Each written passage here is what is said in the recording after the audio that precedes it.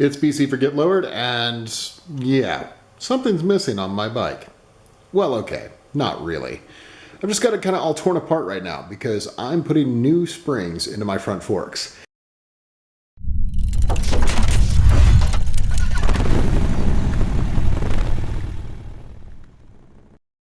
This is not a very difficult job, and it actually doesn't even really require any specialty tools. Now, there are a couple of less common tools that you'll want to get.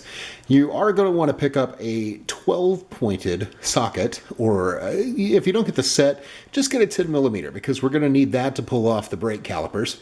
You do want to make sure that you've got a 15/16 socket sitting around to take off the axle nut, depending on what year your bike is. Some of them are actually a 3/4 inch. Mine is a 15/16. I did go ahead and buy new seals for the top of the forks. They're a whopping $2 from your local Harley Davidson dealer. And you also want to make sure that you've got some fork oil around, because when you pull the old forks out, you are going to lose some fork oil. And on top of that, it's good to just make sure that you're at the right level before you reinstall the forks. Now, this is not a job that you want to take shortcuts on. There are people out there on the interwebs who are going to tell you you don't have to take the entire front end apart to do this, that you can actually just drop it as a full unit. And while that may be possible depending on your bike, it's really just kind of a bad idea. For instance, on my bike, because I have a Road King, I have a light in the front of the fender, and that means that there's a wire that runs through there and goes up to my main wiring harness. So if that wire's too short and I drop the front end, well, guess what? I just busted a wire, and that's in a best case circumstance. So we are going to go ahead and take this apart. We're going to start by taking apart the brake calipers, taking the calipers off on both sides of the bike. Now, when you go to take these off, you want to kind of pull them just a little bit. And the reason we're doing this is to spread those pads apart so that it goes back in over the rotor pretty easily. Then just very carefully lift that right off of the bike, just like that. Now, we can wrap this up and then tie up a zip tie or an elastic band or something, whatever it is that works best for you to be able to avoid banging up the fender with this. Now, here's the wire that I told you about earlier, and it actually comes out of the side of the fender right here. It was actually zip tied all the way along that brake line and came up into the fairing area of the bike. So I went ahead and cut all the zip ties, kind of kept a close eye on where those zip ties were because I want to return those when I get back. But for now, our next step is to take a breaker bar and get rid of this 15/16 inch axle nut. As you can see, not super tight. Now that we've got that loosened up a little bit, we're going to move back over to the right side of the bike and loosen the axle retaining clip. So back over on the right side of the bike, we've got a nut here and a nut right back here as well. We need to loosen these because this is going to allow this to drop down just a little bit, and that's going to allow us to pull the axle through. Now you'll notice I'm not actually taking this off. I'm just getting it loosened up a little bit.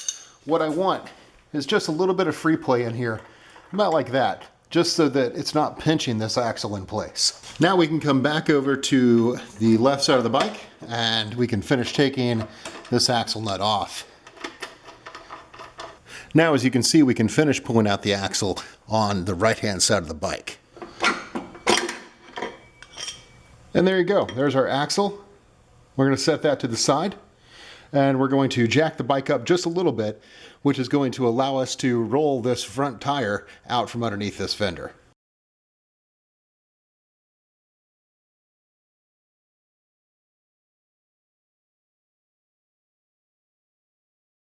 Now we're on the inside of the fender, and these are the two bolts that have to come out in order for the fender to be able to come off. We have identical ones over on the right side of the bike. But you'll notice that the little ears at the end of this bracket are bent in. And that's done on purpose to help kind of lock that bracket in place. But we got to bend them out in order to take those bolts out. So, best way that I've found to do it is to take a flat blade screwdriver and just kind of come in here and see if you can bend them out manually. More often than not, you're not going to be able to. And so what you're going to have to do is come in with the flat blade screwdriver and actually use a hammer at the end of it to pound those back out and get them flattened down. Now that we've got the front end of the bike taken apart, it's time to get to the forks themselves. Our first area of concern is right here. This is our fork cap. And the fork cap is another one of those ones that's kind of an odd size, but if you happen to have a 12-inch crescent wrench sitting around, which you're probably actually going to have some use for in the future, then it's going to work just fine to take that off. After we get the fork cap out, we have to release these upper fork slider bolts. Now, these are just a 3/8 inch bolt, and all they do is hold this upper fork slider in place. So once we let go of those, we can slide that upper fork slider down and let it rest onto the fork itself. You'll notice that these are not actually on there very tight at all, so it doesn't take a lot of force to get them off.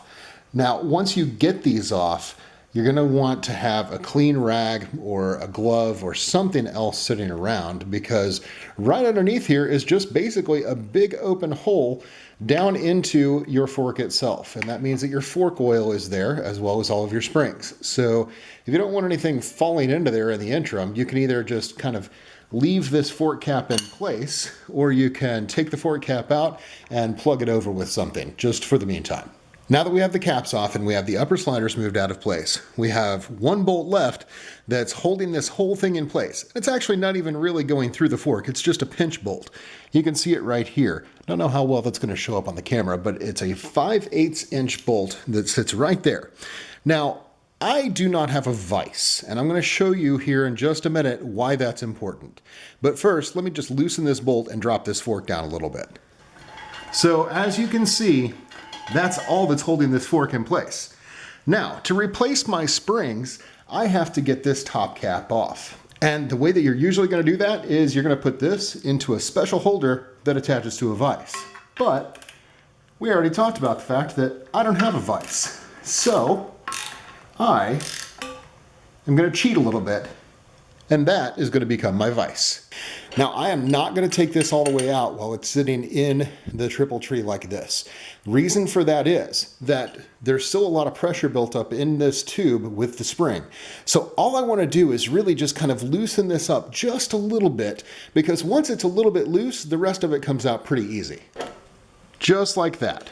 I just want to be able to spin this thing when I've got it sitting in my hands and not in a vise.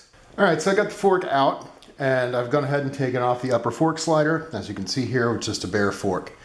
Now my trick is to get this the rest of the way off while holding pressure on it, because what we don't want to do is have that spring go flying and end up putting out an eye or breaking my camera or, scratch the bike. There you go, just like that. As we remove this spring, you're going to notice there's a fair bit of oil dripping still. So I'm going to go ahead and grab my rag here and let the rag catch the majority of that. And whatever falls out of here, we're going to need to replace. But we'll talk more about that in a minute. Before we can install the new springs and get this thing going back together, I have to measure the height on my fork oil. So instead of using a fluid amount of fork oil, the way that Progressive says to do this is to measure from the top of the collapsed fork tube all the way down to the oil level. And if your manual calls for less than 5.5 inches of free space before the oil level, then Progressive says that you need to run that at 5.5 inches. With apologies for the fact that you guys can't see this very well at all, I'm gonna pour a little fork oil in here. I'm looking at 5.5 inches, and I'm gonna pour fork oil until I see that it hits the bottom of my tape measure, which is, right about there. Now here's the Progressive spring, and you can see, just like the name says, it is progressively wound. It doesn't really matter which direction these go in according to Progressive, but they do say that if you install them with the tighter part of the coil toward the bottom, that they'll be a bit more quiet. So we're going to go ahead and install just like that. With the spring installed, our next step is to pull the fork tube up, and then we have a couple of washers. One of them is going to sit right here on the top of this spring. And then we have a spacer. Now this spacer is to help set the preload. The instructions that come with this say that my preload needs to be at 1.25 inches, so I'm going to go cut this down to 1.25 inches. No worries if something happens to get broken or lost. This really is just Schedule 40 PVC like you'd find at your local home improvement store. So our spacer is cut and our washer is in place. We're going to go ahead and drop the spacer in, and then I'm going to see if I can just start to get this cap threaded back on. I don't need this to be down, I don't need this to be super tight. I just want to see if I can get a couple of threads started on it so that it holds in place. Just like we talked about before, as I was disassembling this, as I'm reassembling, I'm actually clamping these a little bit early, and I'm going to use this as my vise to be able to get these torqued back down.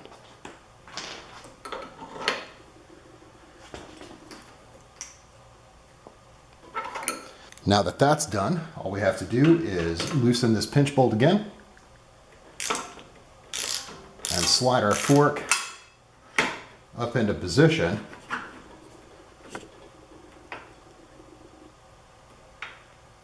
Then we retighten the pinch bolt, and we'll come back and we'll actually torque that to factory specs here in just a couple of minutes. This is an ideal time to talk about replacing gaskets whenever you're doing maintenance on your bike or any kind of project on your bike. This is the gasket that I took out that sits underneath this fork cap. As you can see, pretty deformed. It's in not very good shape. Now granted, my bike's a 2010, and as far as I know, this is the first fork service that's ever been done on this bike, so that's 8 years worth of riding and about 35,000 miles, something like that are on those fork bushings. Now, here is our nice new gasket. So we're going to slide that right into place, and then we're going to put our fork caps back on before anything falls down into this tube. And again, we're going to come back and we're going to torque that to factory spec here in just a bit. For now, I just want to get the thing buttoned up and get it to where I can operate around it without having to worry of anything falling in down to the tube. Now, the next thing that I want to address is something that I keep seeing people do, which I think is really dumb. They're installing these front springs, and then they're sitting on the bike, grabbing a handful of brake, and they're telling you, oh, well, yeah, it moves the same as it used to move, or that it doesn't move at all, or that there's a really dramatic difference as they're sitting still on the motorcycle. Here's the problem with that. It does feel considerably different than it used to when I would sit on the motorcycle, grab a handful of front brake, and rock it back and forth. It doesn't dive quite as bad as it used to. But as you can see, there's obviously still a lot of dive in those front forks. What I will tell you, however, is something that I can't really show you with a still camera. And that is, there's not the same amount of dive when I'm riding the bike and braking hard. Now, my bike doesn't have anti-lock brakes, and so I'm especially careful that I don't go locking up the front end on this thing. But when I'm under a hard braking condition, the bike used to dive forward really bad, to the point that sometimes it would feel a little bit unstable. Since installing the Progressive heavy-duty front spring set, I don't have that feeling anymore. I feel like I'm in absolute control underneath a hard braking condition. That being said, I have found some interesting things that I'm not a huge fan of, but it's really just kind of a behavior of having a heavier rate spring in here. For instance, the local gas station that I pull into pretty much every time that I go out and ride has a decent sized bump from the road up into their parking lot. And when I'm pulling over that at a slow rate of speed and on a curve, the front end used to soak up a lot of that bump. Now, well, not so much. I'm definitely feeling that bump a lot more than I used to. However, not far from my house, there's a road with a bridge on it. And normally when I get onto that bridge, it's a pretty jarring experience because the transition is just kind of rough. I used to try to cushion that blow by putting a pretty significant amount of weight on my floorboards. Since installing the new springs, I don't have a problem with it. The front glides right over it. The rear, sure, I can still feel it, but it's definitely less than what I felt before. All things considered, I am incredibly happy with what I've seen from this upgrade. I'm really interested to see what happens in a few thousand miles with these springs. I want to see if I get any kind of decrease in height or if the rate needs adjustment at all. So there you have it. I'm BC for Get Lowered. Check out the full line of suspension products and much more at getlowered.com.